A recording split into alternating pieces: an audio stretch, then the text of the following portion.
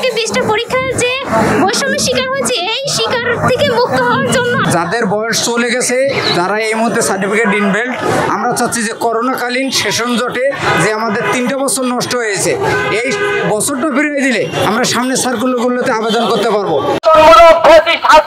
একটি সিদ্ধান্ত নিয়েছে চাকরিতে আবেদনের বয়স 32, যার ফলে যেই লাউ সেই কদু যারা আবেদন প্রত্যাশী রয়েছে, যারা বয়স বৃদ্ধি প্রত্যাশী রয়েছে, তাদের কোনো উপকার হয়নি।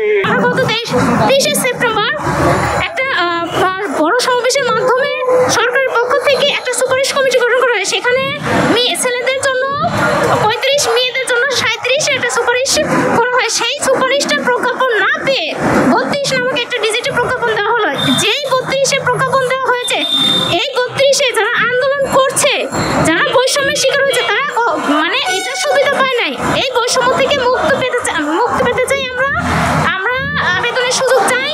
সরকার আমাদের এটা বিবেচনায় এনে আমাদের আবেদনের সুযোগ তৈরি করে দেবে। আমরা কোনো টেবিলে বসে থেকে আমরা রাস্তায় থাকতে চাই না। এটা আমাদের সরকারের কাছে মেসেজ। সরকারের কাছে আমরা আর্থিক ফান্ডিং বা আমাদের জায়গার কোনো কিছু চাই না, শুধু চাইছি যে সামনে সার্কুলারগুলোতে এই 3টে বছর আমাদের অস্থায়ীভাবে দিলেও আমরা যেন আবেদন করতে পারি, এটাই সরকারের কাছে প্রত্যাশিত চাওয়া।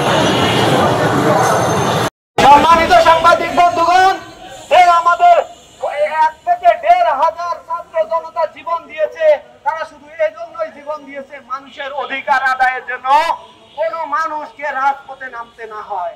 কিন্তু আমরা দেখলাম সেই অভ্যুত্থানের পরে প্রায় 1,500 ছাত্র জনতা জীবন দেওয়ার পরে যে সরকার গঠন হয়েছে, সেই সরকার 1 বছর পার করলেও ছাত্র সমাজের তথা বয়স বৃদ্ধি প্রত্যাশীদের সঙ্গে তথা 35 প্রত্যাশীদের সঙ্গে প্রতারণা করেছে।